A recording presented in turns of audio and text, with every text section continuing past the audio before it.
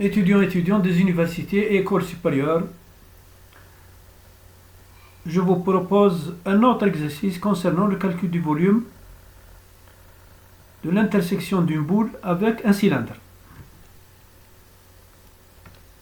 Suivez bien.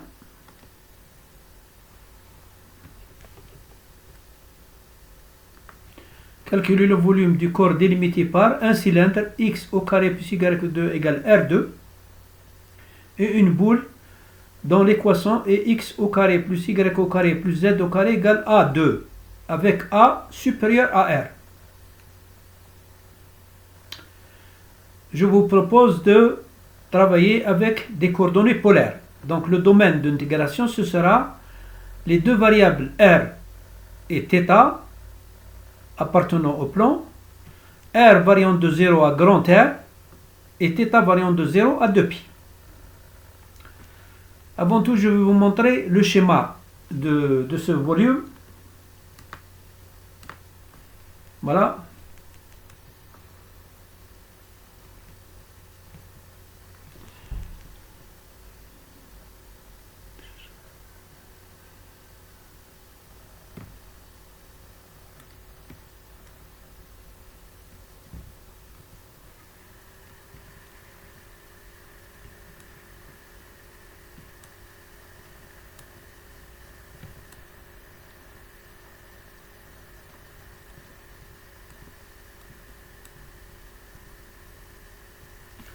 Alors vous voyez donc le cylindre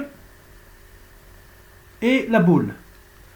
La boule dans l'équation, c'est x2 plus y2 plus z2 égale A2, avec A supérieur à grand R. Et le rayon du cylindre, c'est R. Donc, c'est x2 plus y2 égale R2. Le volume à calculer, c'est cet espace coincé entre la boule et le cylindre. C'est l'intersection du cylindre avec la boule.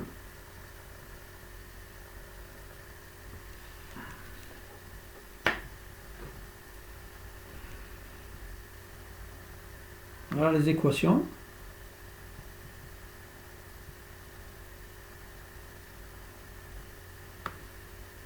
Alors, comme le A et le R ne sont pas donnés, ce n'est pas des valeurs fixes, donc je vais faire varier le A, qui est celui de la boule. Voilà.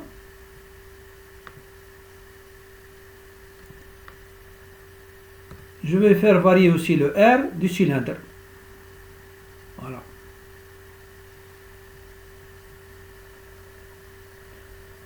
Donc, ce volume va dépendre de A et de R. Ça dépend des valeurs qu'on va donner à A et R.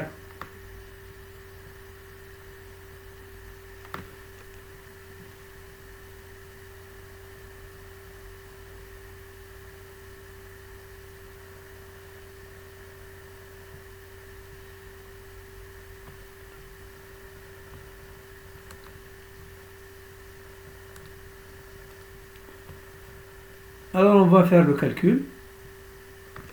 En coordonnées polaires, donc R égale R cosinus θ, Y égale R sinus θ, Z2 tiré de cette équation de la boule, c'est A au carré moins X au carré moins Y2, et Z, ça va donner plus ou moins racine carrée de A2 moins X2 moins Y2.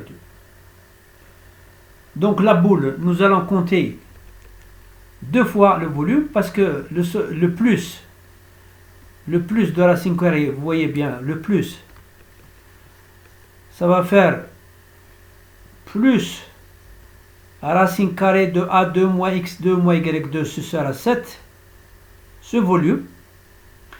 Et le moins racine carrée de A2 moins X2 moins Y2, cette partie-là qui est en dessous du plan que vous voyez ici. Voilà. Donc, qu'est-ce qu'on va écrire? On va écrire que le volume, ça va être cette quantité-là, cette intégrale double, moins l'intégrale double de moins cette valeur-là. Ça va me donner volume égale 2 fois l'intégrale de racine carrée de a2 moins x2 moins y2 dx dy. Mais comme nous allons transformer les coordonnées cartésiennes en coordonnées polaires, nous allons donc écrire alors 2 l'intégrale double de racine carrée de a2 moins r2 cosinus carré θ moins r2 sinus carré θ r dr θ. Je vous rappelle que r, le r qui se trouve ici, c'est le déterminant du jacobien. Vous voyez avec votre cours pour savoir qu'est-ce que ça veut dire R. C'est-à-dire que le dx dy va se transformer en R, dr, dθ. Vous voyez dans mes anciennes vidéos comment j'ai calculé le déterminant du jacobien pour arriver à R. Je continue donc mon travail. Donc ce sera 2 intégrale double de racine carrée de A2 moins R2. Pourquoi? Parce que si je mets R2 en facteur ici, ce sera R2 facteur de cosinus carré θ plus sinus carré θ qui est égal à 1. Il ne faut pas oublier que cosinus carré θ plus sinus carré θ égale 1. Posons UR égale A2 moins R2. La dérivée donc est égale à moins de RdR. Je remplace RdR dans cette intégrale. Je vais avoir cette expression. Racine carrée de du sur 2 du. Hein, je peux faire ressortir le 1/2. Hein. Je vais avoir U. Je connais donc, si vous voulez, la primitive.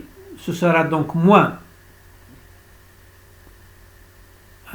moins U 3/2 sur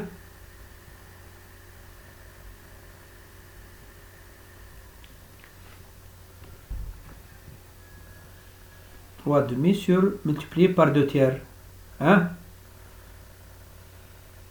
Ensuite, sans oublier qu'il s'agit de θ ici. Pas oublier θ.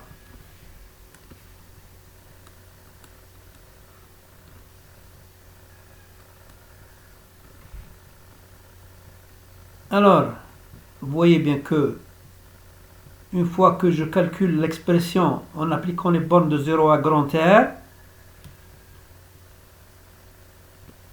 je vais avoir donc cette expression. Je continue en appliquant de 0 à 2π pour θ, ce sera 2π. Et ensuite, je vais donc arriver au résultat 4π sur 3 par A3 moins racine carrée de A2 moins R2, mais entre parenthèses à la puissance 3. Voilà le résultat définitif. Refaites vos calculs et vous allez voir que vous allez arriver à ce résultat. Très bon. Je vous remercie de votre attention.